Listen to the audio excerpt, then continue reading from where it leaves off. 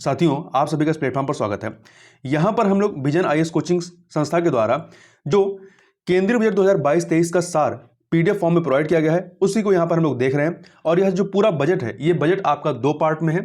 ठीक है, तो हम लोग इस वीडियो को भी 2 पार्ट में ही कंप्लीट करेंगे।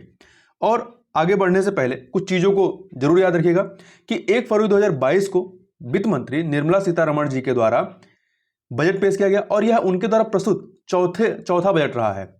और यहां यह भी ध्यान रखिएगा कि वर्ष 2017 से हर साल प्रत्येक 1 फरवरी को जो है बजट पेश किया जाता है। पहले यह मार्च में प्रस्तुत होता था, अब यह 1 फरवरी को प्रस्तुत किया जाता है। और यहां यह भी ध्यान रखिएगा कि इस बार का जो बजट रहा है उसका आंकड़ा कितना है, 39.45 लाख करोड़ रहा है, जो कि पिछले या चालू वित्त वर्ष की तुलना में 4.6% अधिक था। और यह भी ध्यान रखिएगा कि यह दूसरा पेपरलेस बजट था। 2021 में पहली बार पेपरलेस जारी किया गया था, इस बार दूसरी बार प्रस्तुत किया गया है। अब आगे बढ़ते हैं। तो सबसे पहले जो केंद्रीय बजट है या जो बजट होता है, इसके बारे में कुछ चीजें देख लें। तो भारतीय संविधान के अनुच्छेद 112 के अनुसार केंद्रीय बजट मूल रूप से सरकार की अनुमानित प्राप्तियों और व्यय का विवरण होता है और इसे सरकार के वार्षिक वित्तीय विवरण के रूप में जाना जाता है। तो यहां आपको याद रखने की बात है कि कहीं पर भी संविधान में बजट शब्द का उल्लेख नहीं किया गया, बल्कि वार्षिक वित्तीय विवरण कहा गया है, बजट नहीं कहा गया है। वित्त मंत्रालय के तहत आने वाला आर्थिक मामलों का विभाग बजट तैयार करने के लिए जिम्मेदार नोडल निकाय है। इसके तहत केंद्रीय बजट को राजस्व बजट और पूंजीगत बजट में वर्गीकृत किया जाता है। वित्त वर्ष 2022-23 का बजट आर्थिक समृद्धि को गति प्रदान करने से संबंधित है। यह अगले 25 वर्षों के अमृतकाल के दौरान भारतीय अर्थव्यवस्था को गति देने हेतु एक आधार तथा एक खाका तैयार करने का प्रयास करता है, ब्लूप्रिंट तैयार करने का प्रयास करता है। अमृतकाल क्या है? तो अमृतकाल इंडिया एट द रेट 75 से लेकर के इंडिया एट द रेट 100 के बीच की 25 वर्षों की अवधि को इंगित करता है। तो ध्यान रखिएगा अमृतकाल किसे कहा गया है। बजट का जो विजन है वो अगले 25 वर्षों में वेस्ट अर्थात माइक्रो आर्थिक स्तर पर समग्र कल्याण पर बल देते हुए समष्टि अर्थात माइक्रो आर्थिक समृद्धि में मदद करना है। अब ये जो अमृतकाल है, इसके 3 मेन लक्ष्य हैं। पहला, आर्थिक समृद्धि और समग्र कल्याण पर ध्यान केंद्रित करना। दूसरा, प्रौद्योगिकी सक्षम विकास, ऊर्जा संक्रमण और जलवायु कार्रवाई को बढ़ावा देना। तीसरा, निजी निवेश को जुटाने का समर्थन करते हुए सार्वजनिक पूंजीगत निवेश के साथ निजी निवेश के एक लाभप्रद चक्र का सृजन करना है। अभी जो बजट है ये 2 भाग में है। बजट का भाग ए जो है ये बजट का माइक्रो इकोनॉमिक या समष्टि या व्यापक आर्थिक हिस्सा है। इसमें विभिन्न योजनाओं की घोषणा की जाती है और कई क्षेत्रों को निधि का आवंटन किया जाता है। इस हिस्से में सरकार की प्राथमिकताओं की भी घोषणा की जाती है। बजट का भाग बी जो है यह वित्त विधेयक से संबंधित है। इसमें आयकर संशोधन और अप्रत्यक्ष कर जैसे कराधान प्रस्ताव शामिल होते हैं। अब बजट प्रक्रिया को थोड़ा समझ लेते हैं कि देखिए होता क्या है। ये पहले चरण में क्या होता है, केंद्रीय बजट प्रस्तुत किया जाता है, फिर लोकसभा और राज्यसभा दोनों में केंद्रीय बजट पर सामान्य चर्चा होती है, फिर सदन कुछ सप्ताहों के लिए स्थगित होता है और स्थायी समितियां अलग अलग मंत्रालयों की अनुदान मांगों की जांच करती हैं। फिर लोकसभा में कुछ मंत्रालयों की अनुदान मांगों पर विस्तृत चर्चा और मतदान होता है और शेष मंत्रालयों की अनुदान मांगों पर एक साथ मतदान किया जाता है। फिर इसको विनियोग और वित्त विधेयक जो होता है इसे पारित कर दिया जाता है। अब भाग ए की हम लोग इस वीडियो में चर्चा करेंगे। वित्त वर्ष 2022-23 के लिए बजट प्रस्ताव 4 स्तंभों पर आधारित है। कौन कौन से? पहला है पीएम गति शक्ति, दूसरा समावेशी विकास, तीसरा उत्पादन में सुधार एवं निवेश, सनराइज क्षेत्र को अवसर, ऊर्जा संक्रमण और जलवायु कार्रवाई के बारे में, चौथा है निवेश के लिए वित्तीय प्रोत्साहन। अब सबसे पहले बात करते हैं पीएम गति शक्ति के बारे में। तो देखिए, पीएम गति शक्ति वस्तुतः आर्थिक समृद्धि एवं सतत विकास के लिए एक परिवर्तनकारी दृष्टिकोण है। इस दृष्टिकोण को बढ़ावा देने वाले 7 कारक या क्षेत्र हैं। कौन से? सड़क, रेलवे, हवाई अड्डा, बंदरगाहों, सार्वजनिक परिवहन, जल मार्ग और 7वां है लॉजिस्टिक अवसंरचना। नेशनल इंफ्रास्ट्रक्चर पाइपलाइन में इन 7 क्षेत्रों से संबंधित परियोजनाओं को पीएम गति शक्ति ढांचे के साथ जोड़ा जाएगा। पीएम गति शक्ति राष्ट्रीय मास्टर प्लान की बात करें तो यह विश्व स्तरीय आधुनिक बुनियादी ढांचे और लॉजिस्टिक समन्वय पर लक्षित एक राष्ट्रीय मास्टर प्लान है। इसमें गतिशक्ति मास्टर प्लान के अनुरूप राज्य सरकार द्वारा विकसित बुनियादी ढांचा भी शामिल होगा।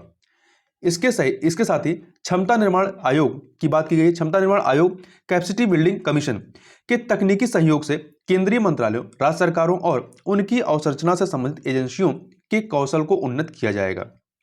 यह पीएम गति शक्ति अवसंरचना परियोजनाओं की योजना बनाने, डिजाइन, वित्त पोषण, नवोन्मेषी तरीकों सहित और कार्यान्वयन प्रबंधन में क्षमता को बढ़ाएगा।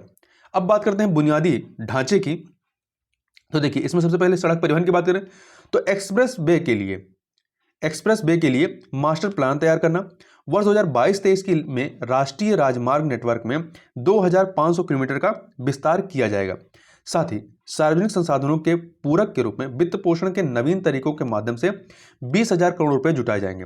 रेलवे की बात करें तो स्थानीय व्यवसायों और आपूर्ति श्रृंखलाओं की सहायता के लिए एक स्टेशन एक उत्पाद की अवधारणा प्रस्तुत की गई है। वर्ष 2022-23, यहाँ 2002 नहीं 22-23 है, वर्ष 2022-23 में 2000 किलोमीटर के रेलवे नेटवर्क को कवच के तहत लाया जाएगा। अब ये कवच क्या है? तो कवच एक स्वदेशी तकनीक है जो विश्व स्तरीय प्रौद्योगिकी और क्षमता में वृद्धि से संबंधित है। अगले 3 वर्षों के दौरान नई पीढ़ी की 400 वंदे भारत ट्रेनों का निर्माण किया जाएगा और अगले 3 वर्षों के दौरान मल्टी मॉडल लॉजिस्टिक के लिए 100 पीएम गति शक्ति कार्गो टर्मिनल का विकास किया जाएगा। पार्सल की आवाजाही के लिए निर्बाध समाधान प्रदान करने हेतु डाक और रेलवे नेटवर्क का एकीकरण किया जाएगा। रोपवे या पर्वतमाला के तहत की बात करें, रोपवे की, तो पर्वतमाला ये क्या है? तो पर्वतमाला राष्ट्रीय रोपवे विकास कार्यक्रम को सार्वजनिक निजी भागीदारी अर्थात पीपीपी मॉडल पर कार्यान्वित किया जाएगा। इसका उद्देश्य दुर्गम पहाड़ी क्षेत्रों में पारंपरिक सड़कों के पारिस्थितिकी रूप से सतत विकल्प के रूप में रोपवे परिवहन को अपनाना है। आगे देखते हैं सार्वजनिक लोक शहरी परिवहन के बारे में बात करें तो देखिए, सार्वजनिक लोक शहरी परिवहन या मास अर्बन ट्रांसपोर्ट और रेलवे स्टेशनों के बीच मल्टी मॉडल कनेक्टिविटी की सुविधा प्राथमिकता के आधार पर प्रदान की जाएगी। नागरिक संरचनाओं सहित मेट्रो प्रणालियों की डिजाइन में सुधार किया जाएगा। साथ ही उन्हें भारतीय अवस्थाओं एवं जरूरतों के अनुरूप मानकीकृत किया जाएगा। मल्टी मॉडल लॉजिस्टिक पार्क की बात करें तो वित्त वर्ष 2022-23 में पीपीपी मॉडल के माध्यम से 4 स्थानों पर, ध्यान रखिए, 4 स्थानों पर मल्टी मॉडल लॉजिस्टिक पार्कों के कार्यान्वयन के लिए समझौते किए जाएंगे। वहीं समावेशी विकास की बात करें तो इसमें कई क्षेत्रक हैं और देखते हैं उनके लिए क्या प्रस्ताव है। जैसे सबसे पहले कृषि के बारे में बात करें तो यहाँ पर थोड़ा सा ये जो डायग्राम दिखाया गया है, इसमें आप देखें कृषि क्षेत्र में जो लचीली वृद्धि है परसेंटेज में 2016-17 में 6.8 थी, फिर 17-18 में 6.6 घटती रही और फिर 2018-19 में घट करके 2.6 पे पहुंच गई अपने मिनिमम पे, और 2019-20 में फिर बढ़ती 4.3 होती है, 2020-21 में फिर घटती 3.6 और 2021-22 में फिर बढ़ करके 3.9 हो गई। तो ये किसी वन डायरेक्शन में नहीं है, पहले घटी फिर बढ़ी फिर घटी फिर बढ़ी, इस तरीके से ये चल रही है। अब इसके लिए जो प्रस्ताव दिए गए हैं तो खरीद में बढ़ोतरी के संबंध में गेहूं और धान की खरीद के लिए 1.63 करोड़ किसानों को 2.37 लाख करोड़ रुपए का प्रत्यक्ष भुगतान किया जाएगा। दूसरा, देश भर में रसायन मुक्त प्राकृतिक कृषि को बढ़ावा देना। शुरुआत में गंगा नदी के साथ साथ 5 किलोमीटर चौड़े कॉरिडोर पर किसानों की भूमि पर ध्यान दिया जाएगा। इसके अतिरिक्त नाबार्ड जो है कृषि और ग्रामीण उद्यम के लिए स्टार्टअप्स को वित्त पोषित करने हेतु मिश्रित पूंजी युक्त निधि को सुलभ बनाएगा। अब मिश्रित पूंजी में क्या होगा? मिश्रित पूंजी में विभिन्न संगठन अपने उद्देश्यों के अनुसार वित्त पोषण करते हैं। फसलों के मूल्यांकन, भूमि रिकॉर्ड के डिजिटलीकरण, कीटनाशकों और अन्य रसायनों को छिड़काव के लिए किसान ड्रोन्स का इस्तेमाल होगा। मोटे अनाज के बारे में बात करें तो वर्ष 2023 को इंटरनेशनल मिलेट्स ईयर के रूप में घोषित किया गया है। फसल कटाई के बाद इसके मूल्य व वृद्धि घरेलू उपभोग को बढ़ाने और मोटे अनाज के उत्पादों की राष्ट्रीय एवं अंतर्राष्ट्रीय स्तर पर ब्रांडिंग के लिए सहयोग प्रदान किया जाएगा।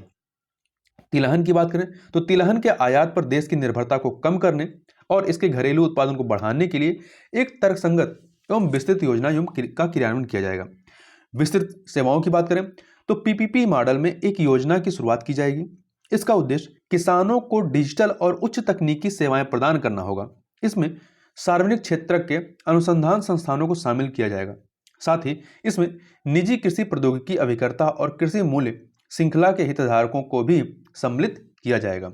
अब आगे बात करते हैं नदी जोड़ो परियोजना के बारे में। तो देखिए, इसमें जो मेन फोकस जिस पे है वो है केन बेतवा परियोजना पर। यह 14,000 करोड़ रुपए के बजट वाली परियोजना है।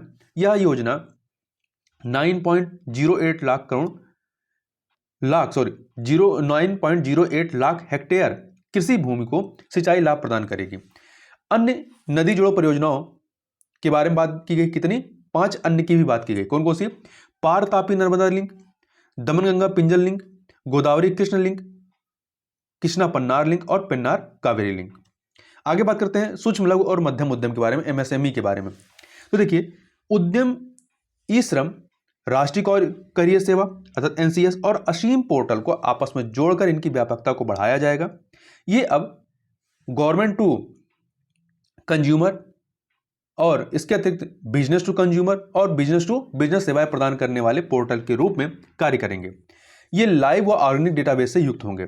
इसके अतिरिक्त आपातकालीन क्रेडिट लाइन गारंटी योजना का भी प्रावधान है। 130 लाख एमएसएमई को यह आपातकालीन क्रेडिट लाइन गारंटी योजना, इसे शॉर्ट में ECLGS कहते हैं, के तहत अतिरिक्त ऋण प्रदान किया गया है। इस योजना को मार्च 2023 तक बढ़ा दिया गया है। यह जो आपातकालीन क्रेडिट लाइन गारंटी योजना है, इसके तहत गारंटी कवर में 50,000 करोड़ रुपए बढ़ा करके कुल कवर को 5 लाख करोड़ रुपए तक कर दिया गया है। साथ ही अपेक्षित धन लगाकर सूक्ष्म और लघु उद्यमों हेतु क्रेडिट गारंटी ट्रस्ट CGTMSE योजना को पुनर्जीवित किया जाएगा। इससे सूक्ष्म और लघु उद्यमों को 2 लाख करोड़ रुपए का अतिरिक्त ऋण मिल सकेगा और रोजगार के अवसर भी बढ़ेंगे। 5 वर्षों में 6,000 करोड़ रुपए के परिव्यय के साथ raising and accelerating MSME performance कार्यक्रम, जिसे शॉर्ट में रैंप कार्यक्रम कहते हैं, आरंभ करने की घोषणा की गई है। तो ध्यान रखिएगा, रैंप कार्यक्रम किससे संबंधित है? MSME से संबंधित है। आगे चलते हैं, कौशल विकास के बारे में बात करें तो इसके लिए क्या प्रस्ताव है? तो इसके लिए प्रस्ताव है digital ecosystem for skilling and livelihood, ये शॉर्ट में देश नाम दिया गया है, लाइवलीहुड स्टैक ई पोर्टल या शॉर्ट में से देश स्टैक ई पोर्टल कहा गया है, शुरू किया जाएगा। इस पोर्टल का उद्देश्य नागरिकों को इस प्रकार सशक्त बनाना है कि वे ऑनलाइन प्रशिक्षण के माध्यम से अपना कौशल विकास कर सकें। ड्रोन शक्ति का भी प्रावधान है। इसमें क्या है, इसकी सुविधा प्रदान करने और ड्रोन एज ए सर्विस के लिए स्टार्टअप्स को बढ़ावा दिया जाएगा। राष्ट्रीय कौशल योग्यता फ्रेमवर्क को प्रगतिशील औद्योगिक आवश्यकताओं के अनुरूप ढाला जाएगा। शिक्षा की बात करें तो देखिए, PM ई विद्या के लिए एक कक्षा एक टीवी चैनल कार्यक्रम का विस्तार किया जाएगा। अब इसमें 12 टीवी चैनलों के बजाय 200 चैनल शामिल होंगे। पहले 12 थे, अब कितने हैं? 200 हो गए। अत्यंत महत्वपूर्ण चिंतन कौशल को बढ़ावा देने और रचनात्मकता को स्थान देने के लिए वर्ष 2022-23 में वर्चुअल प्रयोगशालाओं और समकालिक शिक्षण परिवेश के लिए 75 स्किलिंग ई लैब्स की स्थापना की जाएगी। अध्यापकों को गुणवत्तापूर्ण ई कंटेंट तैयार करने में शिक्षण के डिजिटल उपकरणों से सशक्त किया जाएगा। देश भर के विद्यार्थियों को व्यक्तिगत रूप से विश्वस्तरीय गुणवत्तापूर्ण सर्वसुलभ शिक्षा प्रदान करने हेतु एक डिजिटल विश्वविद्यालय स्थापित किया जाएगा। यह विभिन्न भारतीय भाषाओं और सूचना एवं संचार प्रौद्योगिकी ICT प्रारूप में उपलब्ध कराया जाएगा। आगे देखते हैं, स्वास्थ्य की बात करें तो आयुष्मान भारत डिजिटल मिशन के तहत राष्ट्रीय डिजिटल स्वास्थ्य परितंत्र के लिए एक नए खुले प्लेटफॉर्म का शुभारंभ किया जाएगा। इसमें स्वास्थ्य प्रदाताओं और स्वास्थ्य सुविधाओं की डिजिटल रजिस्ट्री, विशिष्ट स्वास्थ्य पहचान व उपयुक्त फ्रेमवर्क शामिल होंगे। साथ ही यह स्वास्थ्य सुविधाओं तक सार्वभौमिक पहुंच भी प्रदान करेगा। गुणवत्तापूर्ण मानसिक स्वास्थ्य परामर्श और देखभाल सेवाओं के लिए राष्ट्रीय टेली मानसिक स्वास्थ्य कार्यक्रम जारी किया जाएगा। इसमें 23 टेली मानसिक स्वास्थ्य उत्कृष्टता केंद्रों का एक नेटवर्क शामिल होगा। इसमें निमहंस नोडल केंद्र के रूप में कार्य करेगा।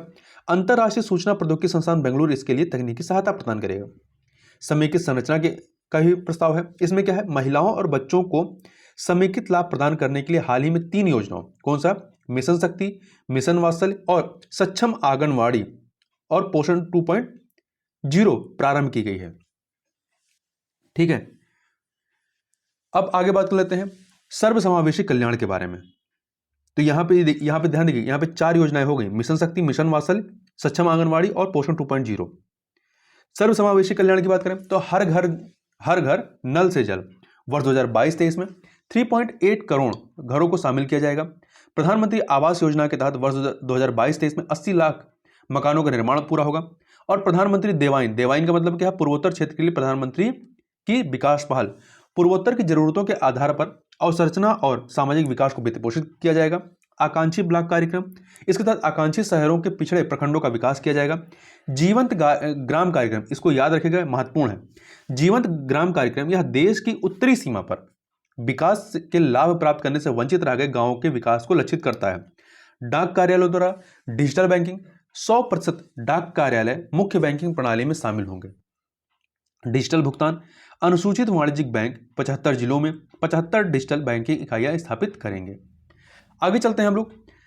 उत्पादन में सुधार एवं निवेश, सनराइज क्षेत्र को अवसर, ऊर्जा संक्रमण और जलवायु कार्रवाई। उत्पादन में सुधार एवं निवेश, अर्थात शॉर्ट में इंग्लिश में कहें तो प्रोडक्टिविटी इन्हेंसमेंट एंड इन्वेस्टमेंट के संबंध में यहां पर देखें तो देखिए, व्यवसाय करने की सुगमता 2.0 और जीवन की सुगमता अर्थात ईज ऑफ डूइंग बिजनेस 2.0 और एंड ईज ऑफ लिविंग के बारे में।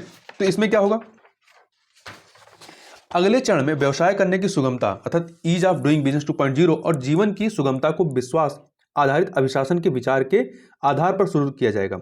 इसमें आईटी विकल्पों के माध्यम से केंद्रीय और राज्य स्तरीय प्रणालियों के एकीकरण, सभी नागरिक केंद्रित सेवाओं के लिए एकल बिंदु पहुंच तथा मानकीकरण पर ध्यान केंद्रित किया जाएगा। इसमें अनुपालन से जुड़े अतिव्यापन अर्थात ओवरलैपिंग वाले मापदंडों या मानदंडों को समाप्त कर दिया जाएगा। 25,000 से अधिक अनुपालनों को कम कर दिया गया है और 1,486 संघीय कानूनों को निरस्त कर दिया गया है। हरित मंजूरी की बात करें, ग्रीन क्लियरेंस, तो देखिए, आवेदकों को जानकारी प्रदान करने तथा सभी प्रकार की हरित मंजूरी के लिए परिवेश पोर्टल के दायरे का विस्तार किया जाएगा। नागरिकों की विदेश यात्रा को और सुविधाजनक बनाने के लिए 2022-23 में एम्बेडेड चिप और भावी तकनीक वाले ई पासपोर्ट शुरू किए जाएंगे। शहरी नियोजन की बात करें, अर्बन प्लानिंग की, तो इसमें क्या होगा, भवन निर्माण संबंधी उपनियमों का आधुनिकीकरण किया जाएगा। साथ ही नगर नियोजन योजनाओं और पारगमन उन्मुख विकास ट्रांजिट ओरिएंटेड डेवलपमेंट को लागू किया जाएगा। शहरी क्षेत्र की नीतियों, क्षमता निर्माण, नियोजन, कार्यान्वयन और अभिशासन से जुड़े मुद्दों पर सिफारिश करने, सुझाव देने के लिए प्रतिष्ठित शहरी योजनाकारों, शहरी अर्थशास्त्रियों तथा संसाधनों की एक उच्च स्तरीय समिति का गठन किया जाएगा। शहरी क्षमता निर्माण के लिए राज्यों को सहायता प्रदान की जाएगी तथा इसके अतिरिक्त शहरी क्षेत्रों में चार्जिंग स्टेशन स्थापित करने के विकल्प के रूप में बैटरी स्वैपिंग अदला-बदली की नीति को लागू किया जाएगा। ये बैटरी स्वैपिंग जैसे कि आपका पेट्रोल टंकी होती है, जहां आपका पेट्रोल खत्म होता है आप जाकर पेट्रोल भराते हैं, तो वैसे ही यहाँ पे बैटरी स्वैपिंग होगी। इसी प्रकार के स्टेशन बनाए जाएंगे जहां पे आपकी जब बैटरी डिस्चार्ज होगी वहां से आप नई बैटरी ले सकते हैं। भू अभिलेख प्रबंधन, लैंड रिकॉर्ड मैनेजमेंट, भू अभिलेखों के सूचना प्रौद्योगिकी आधारित प्रबंधन के लिए राज्यों को विशिष्ट भूखंड पहचान संख्या ULPIN प्रणाली अपनाने हेतु प्रोत्साहित किया जाएगा। इसके तहत एक समान पंजीकरण प्रक्रिया के विकल्प के रूप में एक राष्ट्र एक पंजीकरण सॉफ्टवेयर के साथ साथ राष्ट्रीय सामान्य दस्तावेज पंजीकरण प्रणाली NGDRS के अंगीकरण को बढ़ावा दिया जाएगा। कंपनियों की समापन प्रक्रिया को तीव्र करने हेतु centre for processing accelerated corporate exit CPACE की स्थापना की जाएगी। अब सरकारी खरीद की बात करें, गवर्नमेंट प्रोक्योरमेंट की, तो end to end online e bill प्रणाली शुरू की जाएगी। इसका उपयोग सभी केंद्रीय मंत्रालयों द्वारा सरकारी खरीद के लिए किया जाएगा। आपूर्तिकर्ता और निर्माण ठेकेदारों के लिए अप्रत्यक्ष लागत को कम करने हेतु सरकारी खरीद में बैंक गारंटी के विकल्प के रूप में जमानती बॉन्ड के उपयोग को स्वीकार किया जाएगा। एनिमेशन, विजुअल इफेक्ट्स, गेमिंग और कॉमिक क्षेत्र की योजना या क्षेत्र की क्षमता का निर्माण करने के लिए एक टास्क फोर्स की स्थापना की जाएगी। दूरसंचार क्षेत्र की बात करें, टेलीकॉम सेक्टर की, तो निजी दूरसंचार सेवा प्रदाताओं द्वारा वर्ष 2022-23 की अवधि के भीतर 5G मोबाइल सेवाओं के संचालन को सुगम बनाने के लिए वर्ष 2022 में आवश्यक स्पेक्ट्रम नीलामी आयोजित की जाएगी। 5G के लिए एक मजबूत तंत्र स्थापित करने हेतु डिजाइन आधारित विनिर्माण के लिए एक योजना शुरू की जाएगी। यह योजना उत्पादन से संबद्ध प्रोत्साहन अर्थात PLI योजना का भाग होगी। ग्रामीण और दूरसंचार के क्षेत्रों में सस्ते ब्रॉडबैंड और मोबाइल सेवा प्रसार को सक्षम किया जाएगा। इसके लिए बजट में सार्वभौमिक सेवा दायित्व निधि के तहत वार्षिक संग्रह की 5% राशि आवंटित की जाएगी। निर्यात प्रोत्साहन के बारे में बात करें, एक्सपोर्ट प्रमोशन, तो राज्यों को उद्यम और सेवा केंद्रों के विकास में भागीदार बनाने हेतु विशेष आर्थिक क्षेत्र अधिनियम सेज एक्ट को समाप्त कर एक नया कानून लाया जाएगा। तो सेज एक्ट 2005 रहा है ये, ठीक है, 2005 के तहत आता है और 2006 में इसे लागू किया गया। तो ध्यान रखिएगा, इस बजट में आपका जो सेज एक्ट है इसे समाप्त करने का भी प्रावधान लाया गया है। रक्षा क्षेत्र में आत्मनिर्भरता की बात करें तो वर्ष 2022-23 में पूंजीगत रक्षा खरीद बजट का 68% घरेलू उद्योग के लिए निर्धारित किया जाएगा, जो 21-22 में 58% था, मतलब इसमें 10% की बढ़ोतरी की गई है। वहीं रक्षा अनुसंधान एवं विकास क्षेत्र को उद्योग, स्टार्टअप्स और शिक्षा जगत के लिए खोला जाएगा। इसके लिए रक्षा अनुसंधान एवं विकास बजट का 25% निर्धारित किया गया है। व्यापक परीक्षण और प्रमाणन आवश्यकताओं को पूरा करने के लिए एक स्वतंत्र नोडल एकल निकाय स्थापित किया जाएगा। अब बात करते हैं दिवाला और शोधन अक्षमता संहिता में संशोधन के संबंध में। तो देखिए, दिवाला और शोधन अक्षमता संहिता में संशोधन किया जाएगा। इसका उद्देश्य समाधान प्रक्रिया के लाभों को बढ़ाना और सीमा पार शोधन अक्षमता समाधान को सुगम बनाना है।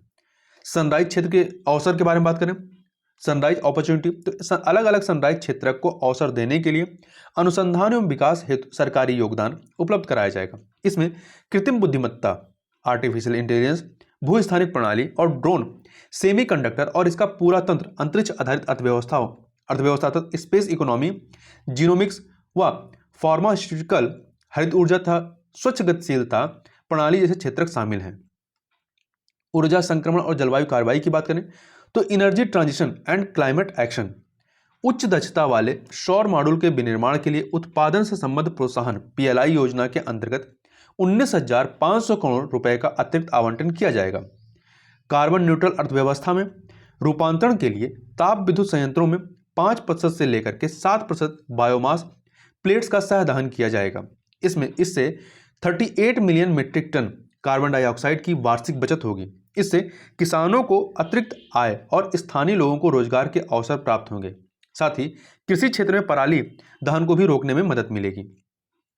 यहां थोड़ा सा एक बार देख लेते हैं, जो उत्पादन से संबंधित प्रोत्साहन योजना है, इसके तहत आवंटन जो 2022-23 के बजट अनुमान है, इसमें आपका देखिए दूरसंचार और नेटवर्किंग उत्पाद के लिए 528 करोड़, बृहद इलेक्ट्रॉनिक्स और आईटी हार्डवेयर के लिए 5,300 करोड़ और फार्मास्यूटिकल के लिए 1,629 करोड़ रुपए का आवंटन है।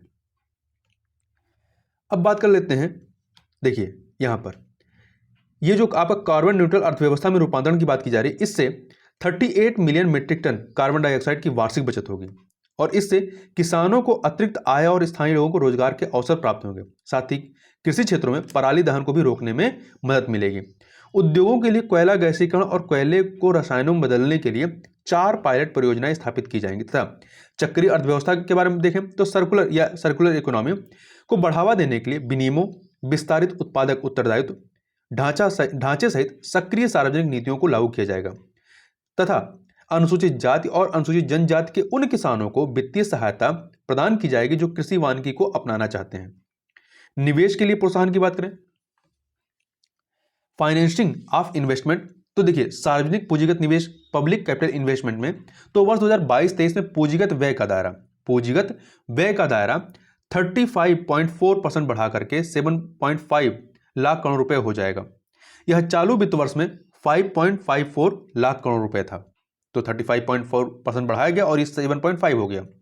वर्ष 2022-23 में यह सकल घरेलू उत्पाद अर्थात जीडीपी का 2.9% होगा। इसके अतिरिक्त केंद्र सरकार का प्रभावी पूंजीगत व्यय वर्ष 2022-23 में 10.68 लाख करोड़ रुपए रहने का अनुमान है, जो जीडीपी का लगभग 4.1% है प्रभावी पूंजीगत व्यय।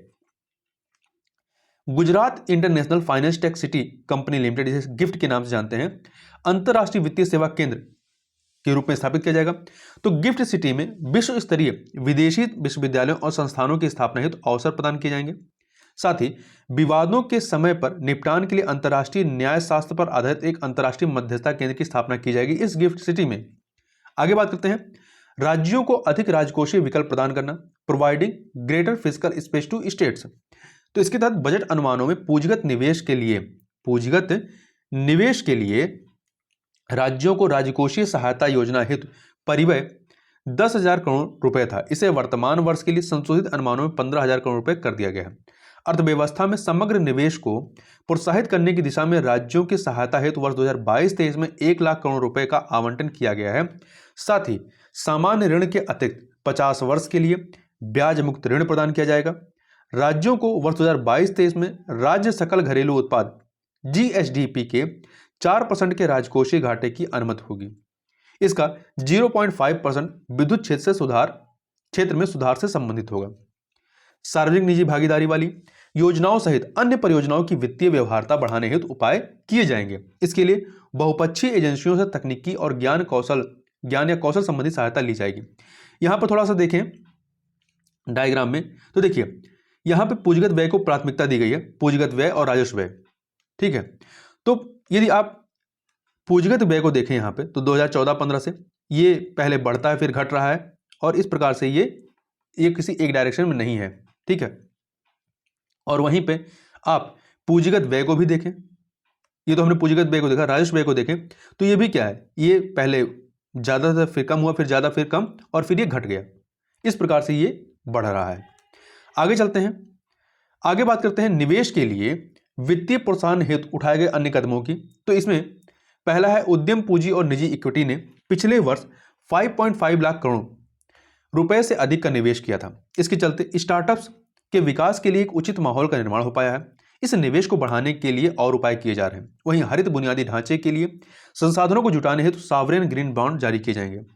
डेटा केंद्रों और ऊर्जा भंडारण प्रणालियों को आधारभूत अवसंरचना का दर्जा प्रदान किया जाएगा तथा संरक्षित क्षेत्रों जैसे कि डीप टेक, डिजिटल अर्थव्यवस्था, औषधीय और कृषि प्रौद्योगिकी आदि के लिए मिश्रित वित्त पोषण अर्थात ब्लेंडेड फंड को प्रोत्साहित किया जाएगा। यहां ध्यान रखिएगा कि डेटा केंद्रों और ऊर्जा भंडारण प्रणालियों को आधारभूत अवसंरचना का दर्जा प्रदान किया जाएगा। यह महत्वपूर्ण फैक्ट है। वर्ष 2022-23 से भारतीय रिजर्व बैंक द्वारा ब्लॉकचेन और अन्य तकनीकों के प्रयोग के माध्यम से डिजिटल रुपए की शुरुआत की जाएगी। राजकोषीय प्रबंधन की बात करें, फिस्कल मैनेजमेंट की, तो देखिए वर्ष 2021-22 के बजट अनुमान में प्रस्तावित 34.83 लाख करोड़ रुपए के कुल व्यय के मुकाबले संशोधित आकलन 37.7 लाख करोड़ रुपए रहा है। और वहीं वर्ष 2021-22 में संशोधित राजकोषीय घाटा रहा है वो सकल घरेलू उत्पाद जीडीपी के 6.9% होने का अनुमान है। हालांकि बजट अनुमान में यह घाटा 6.8% तक होने की संभावना व्यक्त की गई थी। वर्ष 2022-23 में राजकोषीय घाटा जो है आपका वो जीडीपी का 6.4% होने का अनुमान है। मतलब पिछली बार 6.8 की गई थी, इस बार 6.4 है। यहां आप डायग्राम में देख भी सकते हैं।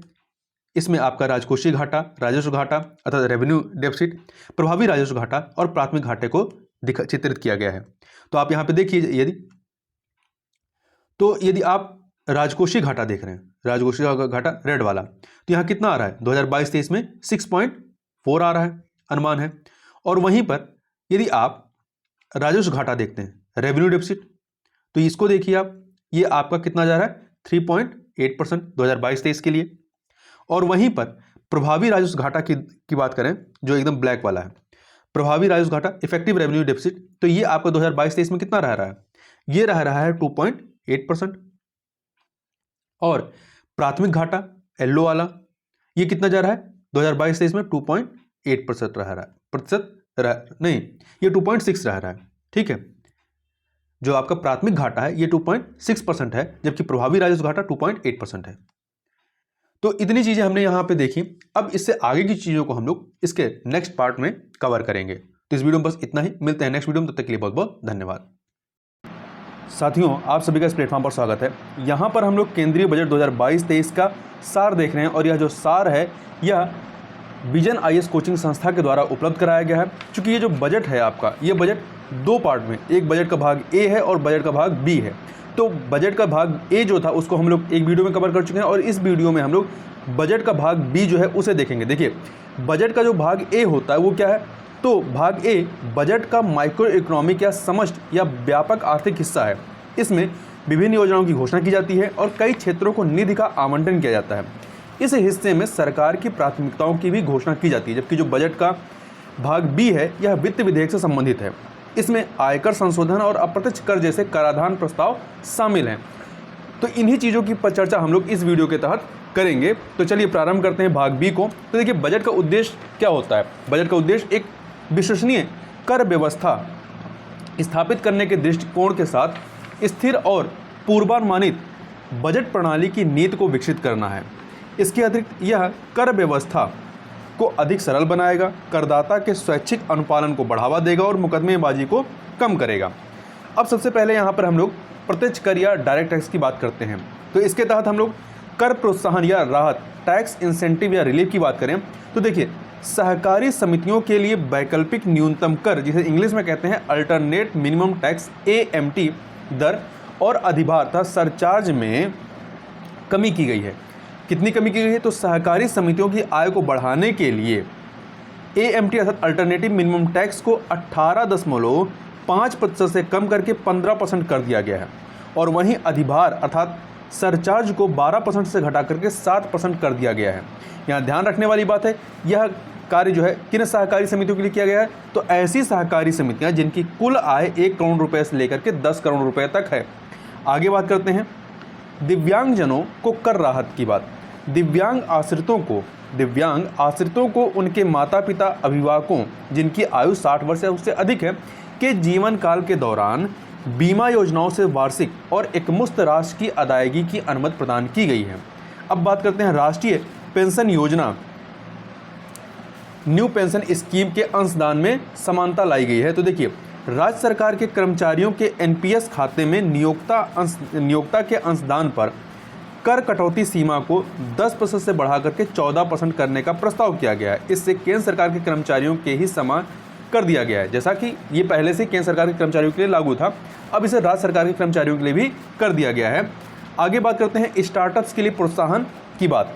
तो कर प्रोत्साहन उपलब्ध कराने के लिए पात्र स्टार्टअप्स के गठन की अवधि को 1 वर्ष बढ़ा करके 31 मार्च 2023 तक करने का प्रस्ताव किया गया है।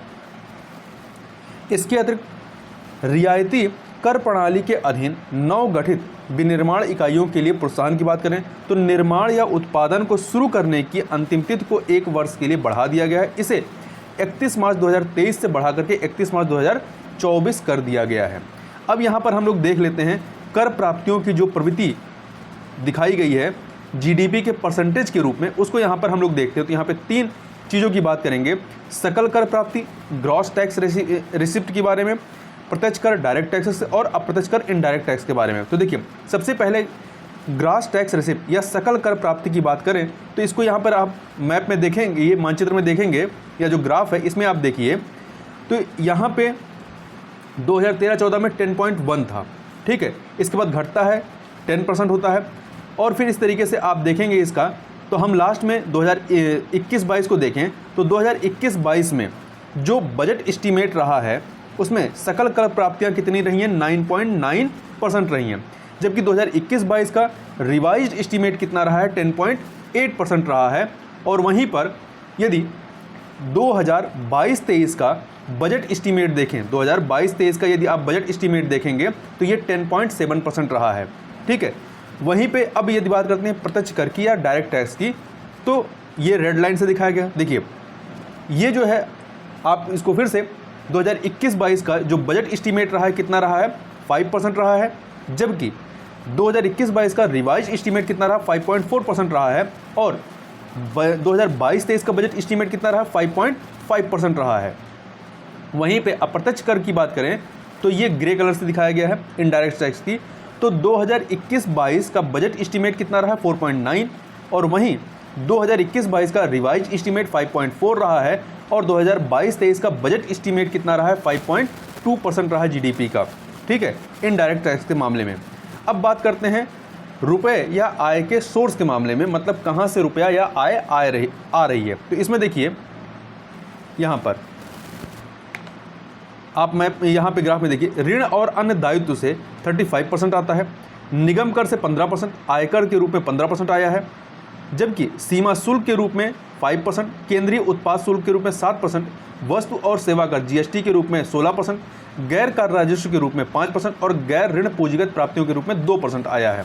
तो यहाँ पर देखिए, सबसे अधिक कहाँ से मिल रहा है? सबसे अधिक हमें मिल रहा है ऋण और अन्य दायित्व से 35%, और इसके बाद जो सबसे अधिक है वो है आपका GST से 16%। तो GST के बाद आपका निगम कर है, क्रम लगाने का आ जाए तो याद रखिए GST से सबसे अधिक है ऋण और अन्य दायित्व के बाद। तो GST फिर निगम कर और आयकर दोनों का सेम है, और इसके बाद आपका किसका आता है? केंद्रीय उत्पाद शुल्क आता है। आगे चलते हैं। अब प्रश्न उठता है कि रुपए या अर्जित आय का व्यय किन किन माध्यमों से होता है। तो आप यहाँ पे देखिए, यहाँ पर कर और शुल्क से राज्यों का हिस्सा जो है 17% जाता है, ब्याज भुगतान के रूप में 20% जाता है, केंद्रीय क्षेत्र की योजनाओं जो सेंट्रल स्पॉन्सर्ड स्कीम होती है उसमें 15%, वित्त आयोग और अन्य अंतरण के रूप में 10%, केंद्र प्रायोजित योजनाओं में 9%, रक्षा सेक्टर में 8%, सब्सिडी और आर्थिक सहायता के रूप में 8% और पेंशन के रूप में 4% और अन्य व्यय के रूप में 9% जो है ये खर्च होता है, एक्सपेंडिचर होता है। इसमें सबसे अधिक किस में खर्च हो रहा है आपका, तो आप देखेंगे ब्याज भुगतान के रूप में सबसे अधिक 20%, इसके बाद दूसरे नंबर पर कर और शुल्क से राज्यों का जो हिस्सा होता है 17% वो आता है, तीसरे नंबर पर केंद्रीय क्षेत्र की योजनाएं हैं 15% और फिर चौथे नंबर पर वित्त आयोग और अन्य अंतरण है 10%, फिर आपका पाँचवें पोजीशन पर आपका क्या आता है, केंद्र प्रायोजित योजनाएं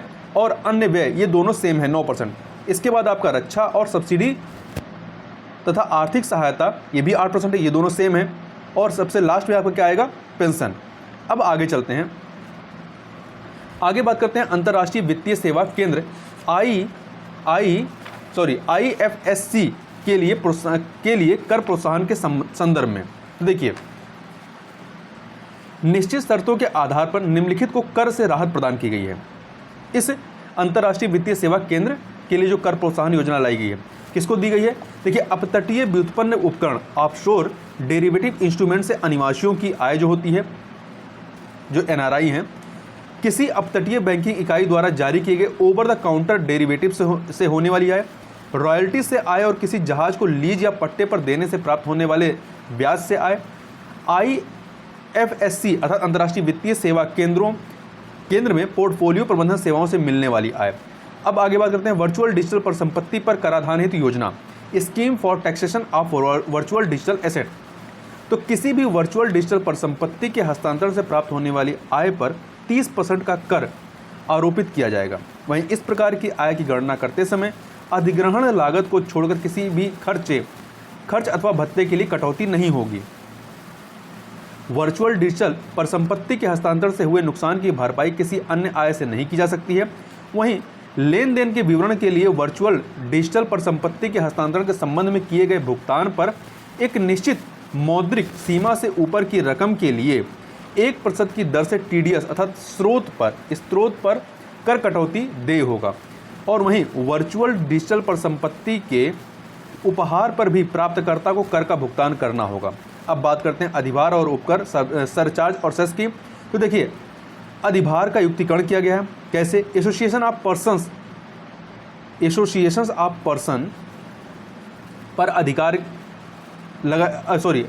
लगाया जाएगा अर्थात सरचार्ज लगाया जाएगा।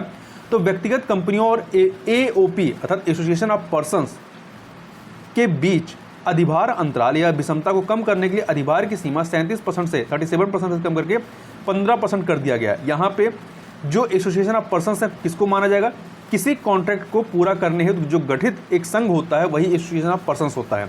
तो किसी भी प्रकार की संपत्ति के हस्तांतरण पर होने वाले दीर्घावधि पूंजीगत लाभ पर अधिभार अर्थात सरचार्ज को अधिकतम सीमा को 37% से घटा करके कम करके 15% कर दिया गया है। इससे स्टार्टअप्स कंपनियों को बढ़ावा मिलेगा। स्वास्थ्य और शिक्षा उपकर, देखिए आय और लाभ पर आरोपित किसी भी अधिभार या उपकर को व्यावसायिक व्यय के रूप में दिखाने की अनुमति नहीं होगी। मुकदमेबाजी को कम करने की का प्रावधान किया गया है। रिड्यूसिंग लिटिगेशन, इसके लिए क्या किया गया है, बार बार दायर की जाने वाली याचिकाओं या अपीलों को कम करने के लिए उचित मुकदमा प्रबंधन किया गया है। यदि किसी मामले में कानून उसी तरह का हो जिससे संबंधित कोई मामला उच्च न्यायालय अथवा सर्वोच्च न्यायालय में लंबित हो, तो विभाग जो है अपील दायर करने की प्रक्रिया को न्यायालय द्वारा उस कानून के संबंध में निर्णय दिए जाने तक टाल देगा। अपडेट रिटर्न की सुविधा की गई है। करदाता गलतियों में सुधार कर 2 वर्षों के भीतर आयकर रिटर्न दायर कर सकते हैं। वहीं कर चोरी की रोकथाम के लिए प्रावधान है।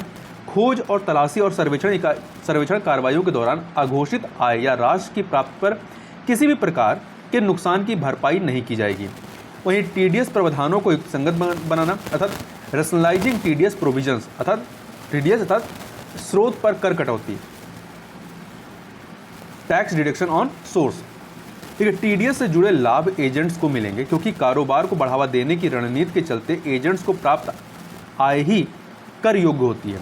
हित लाभ देने वाले व्यक्ति के लिए कर में राहत या कटौती प्रदान की जाएगी बशर्ते वित्त वर्ष के दौरान ऐसे हित लाभों का कुल मूल्य 20,000 रुपये से अधिक हो। अप्रत्यक्ष कर की बात करें, इनडायरेक्ट टैक्स, ध्यान रखिए जीएसटी जो है वो इनडायरेक्ट टैक्स है। तो जीएसटी संग्रह में उल्लेखनीय वृद्धि दर्ज की गई। तो कोरोना वायरस महामारी के बावजूद भी जीएसटी संग्रह में उल्लेखनीय वृद्धि हुई है। विशेष आर्थिक क्षेत्र सेज अर्थात स्पेशल इकोनॉमिक जोन, तो सेज का सीमा शुल्क प्रशासन पूर्ण रूप से आईटी से संचालित होगा। यह कस्टम नेशनल पोर्टल पर कार्य करेगा, जिसे 30 सितंबर 2022 से क्रियान्वित किया जाएगा।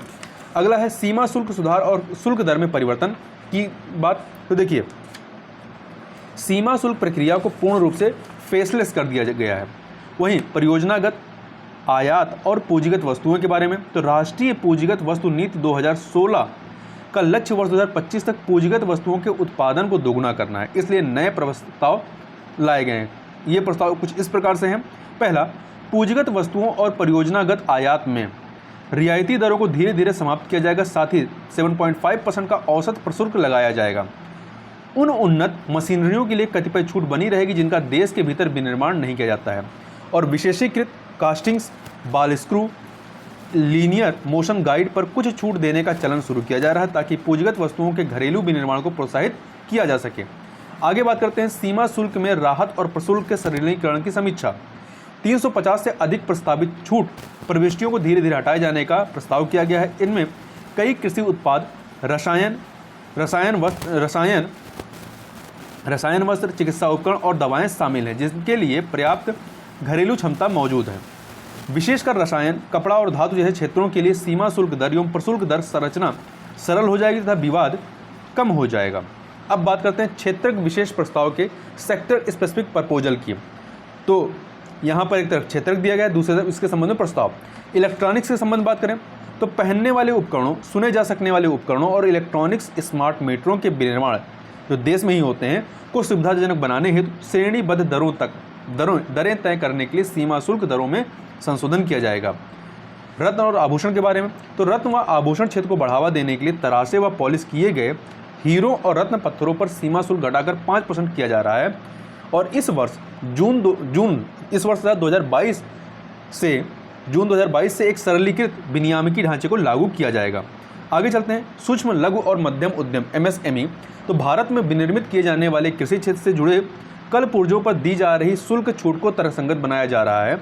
स्टील स्क्रैप के लिए सीमा शुल्क छूट का विस्तार किया गया है।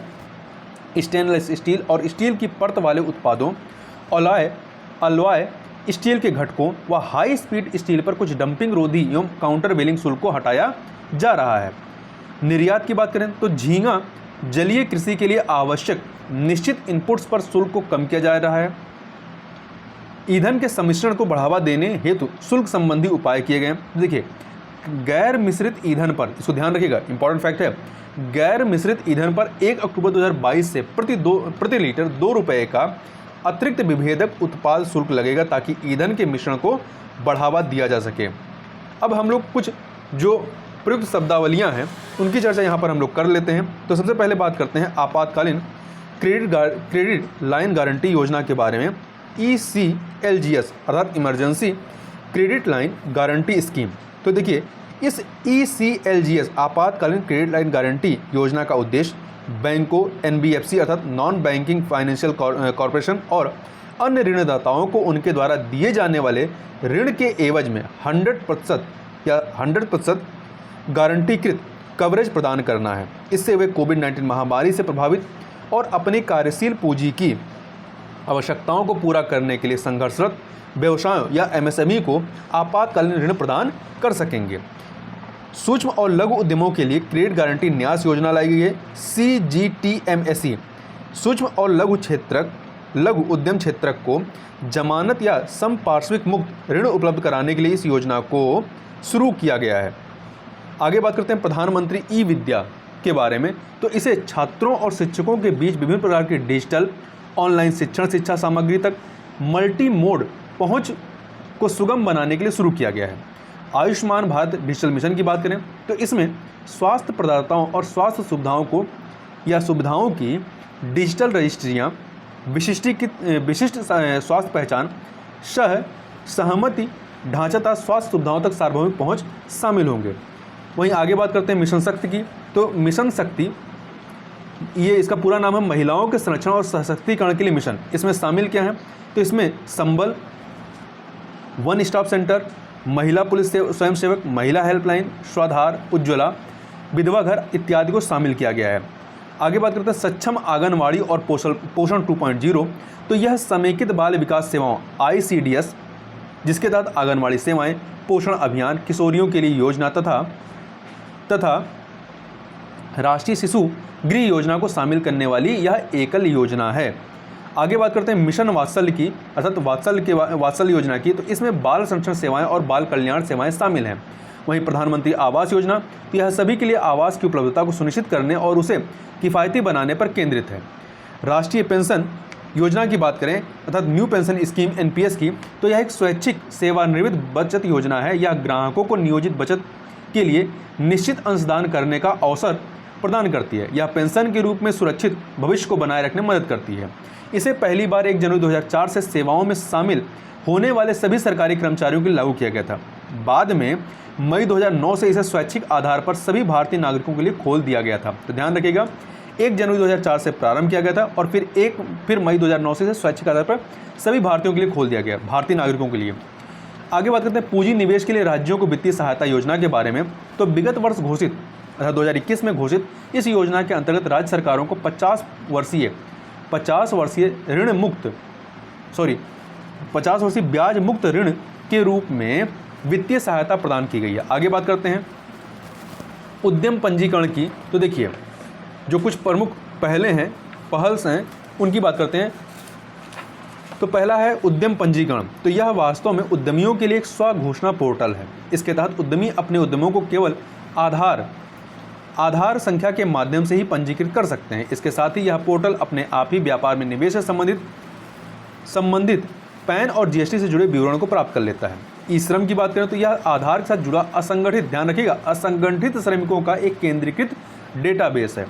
ई श्रम पोर्टल में सफलतापूर्वक पंजीकरण कराने वाले श्रमिकों को ई श्रम कार्ड जारी किया जाता है। आगे बात करते हैं राष्ट्रीय कैरियर सेवा NCS पोर्टल की। तो यह सूचना और संचार प्रौद्योगिकी पर आधारित एक पोर्टल है। यह युवाओं की आकांक्षाओं और संबंधित अवसरों के मध्य संपर्क प्रदान करता है। साथ ही यह नौकरी की तलाश कर रहे लोगों, नौकरी देने वालों, कौशल प्रदान करने वालों, कैरियर संबंधी परामर्श प्रदान करने वालों आदि के पंजीकरण की सुविधा भी प्रदान करता है। असीम पोर्टल की बात करें तो इसका पूरा नाम क्या है हिंदी में, आत्मनिर्भर कुशल कर्मचारी नियोक्ता मानचित्रण, या इंग्लिश में है आत्मनिर्भर स्किल्ड एम्प्लॉयर मैपिंग, असीम। तो यह एक पोर्टल है। यह बाजार की मांग के अनुरूप कुशल कार्यबल की आपूर्ति हेतु एक मंच प्रदान करता है। इस प्रकार यह प्रवासियों सहित युवाओं के लिए बेहतर आजीविका के अवसर और नियोक्ताओं को तैयार कुशल श्रमिकों की उपलब्धता की भी सुविधा प्रदान करता है। आगे बात करते हैं राष्ट्रीय कौशल योग्यता फ्रेमवर्क की, NSQF की, नेशनल स्किल्स क्वालिफिकेशन फ्रेमवर्क की। तो NSQF राष्ट्रीय स्तर पर एकीकृत शिक्षा और सक्षमता आधारित एक फ्रेमवर्क है। यह व्यक्तियों को वांछित योग्यता का स्तर प्राप्त करने में सक्षम बनाता है।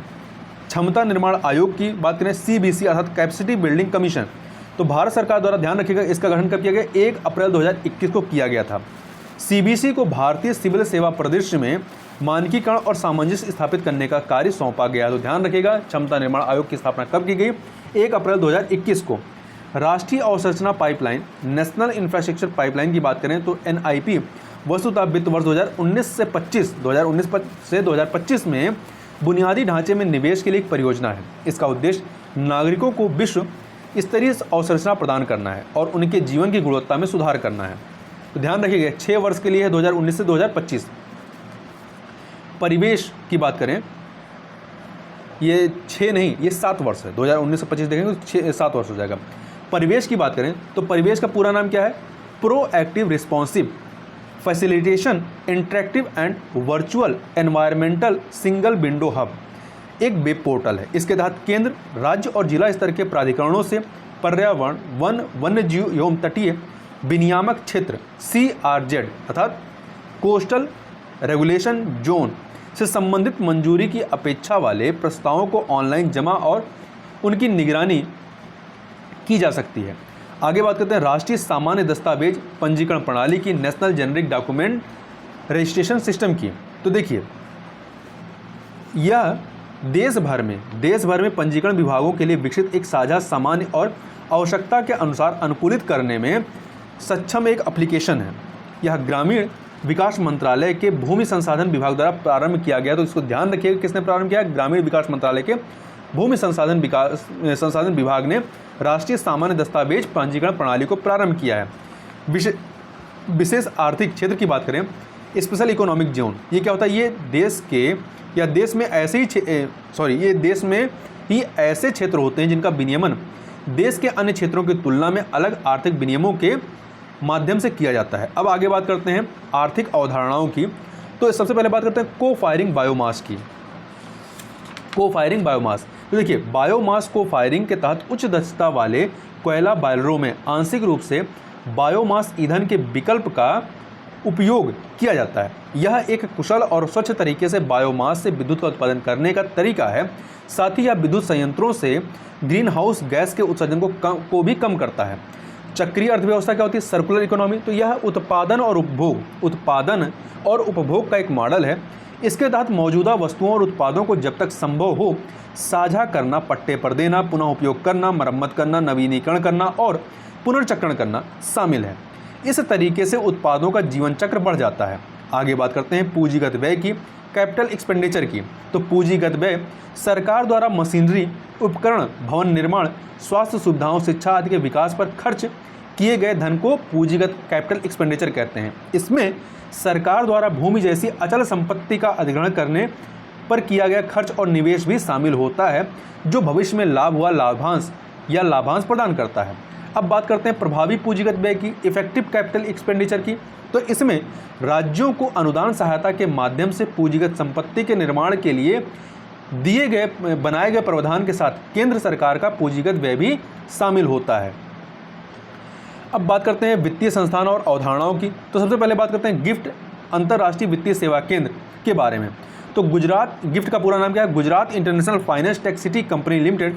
गिफ्ट जो है भारत का पहला अंतर्राष्ट्रीय वित्तीय सेवा केंद्र है। ठीक है, यह जो अंतर्राष्ट्रीय वित्तीय सेवा केंद्र IFSC क्या है? यह घरेलू अर्थव्यवस्था के क्षेत्राधिकार के बाहर ग्राहकों को सेवाएं प्रदान करता है। यह सीमा पार वित्तीय उत्पादों और सेवाओं के प्रवाह से संबंधित है। हरित बॉन्ड की बात करें, ग्रीन बॉन्ड की, तो हरित बॉन्ड मुख्यतः निर्धारित जलवायु संबंधी या पर्यावरणीय परियोजनाओं का समर्थन करने के लिए डिजाइन किए गए एक निश्चित आय वाले लिखत होते हैं। मिश्रित निधि, ब्लेंडेड फंड्स की बात करें तो इसे हाइब्रिड निधि के रूप में भी जाना जाता है। इसमें स्टॉक, बॉन्ड और स्वर्ण जैसी कई अलग अलग श्रेणियों की परिसंपत्ति से निवेश भी शामिल होते हैं। आगे बात करते हैं उद्यम पूंजी की, वेंचर कैपिटल की। तो वेंचर कैपिटल की बात करें तो ये क्या होता है? यह उद्यम पूंजी जो है यह निजी इक्विटी अर्थात अंशधारिता के रूप में वित्त पोषण का एक प्रकार है। इसे निवेशक द्वारा दीर्घकालिक विकास करने की क्षमता वाली स्टार्टअप कंपनियों और छोटे व्यवसायों को प्रदान किया जाता है। उद्यम पूंजी या वेंचर कैपिटल आमतौर पर समृद्ध निवेशकों, निवेश बैंकों और किसी भी अन्य वित्तीय संस्थान द्वारा प्रदान की जाती है। आगे बात करते हैं आभासी डिजिटल परिसंपत्ति, वर्चुअल डिजिटल असेट, VDA के बारे में। तो VDA अर्थात आभासी डिजिटल परिसंपत्ति कोई भी जानकारी, कोड संख्या या टोकन है। तो यहाँ ध्यान रखिए टोकन में भारतीय मुद्रा या विदेशी मुद्रा शामिल नहीं है। यह क्रिप्टोग्राफिक साधनों के माध्यम से उत्पन्न होती है। यह अंतर्निहित मूल्य के प्रतिनिधित्व या वादे के साथ तथा बिना प्रतिफल या प्रतिफल के साथ, तो दोनों रूप हैं, बिना प्रतिफल या प्रतिफल के साथ एक्सचेंज किए गए मूल्य का डिजिटल प्रतिनिधित्व प्रदान करती है।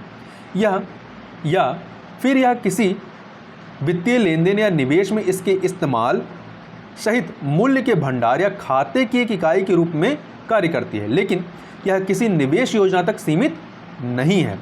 इन्हें इलेक्ट्रॉनिक रूप से स्थानांतरित, संग्रहित या इनका व्यापार किया जा सकता है।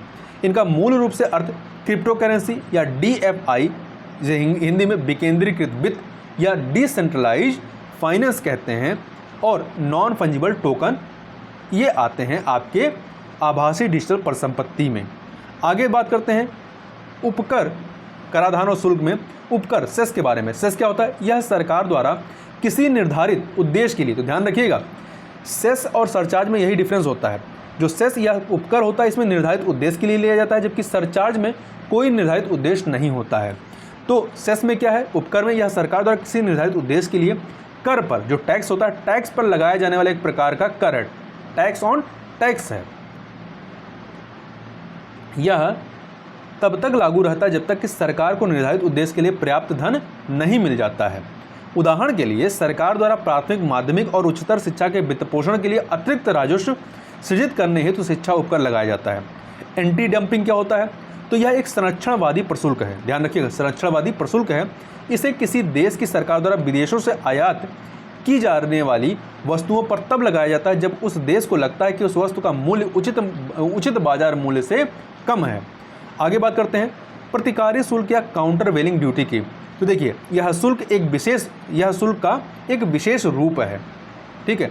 इसे सरकार द्वारा घरेलू उत्पादकों का संरक्षण करने हेतु आयात सब्सिडी के नकारात्मक प्रभाव को समाप्त करने के लिए लगाया जाता है। तो इस प्रकार से यहाँ पर हमने पूरे बजट 2021-22 को सार रूप में 2022-23 को सार रूप में यहाँ पर 2 वीडियो के तहत देखा। तो इस वीडियो में बस इतना ही, मिलते हैं नेक्स्ट वीडियो में, तब तक के लिए बहुत बहुत धन्यवाद।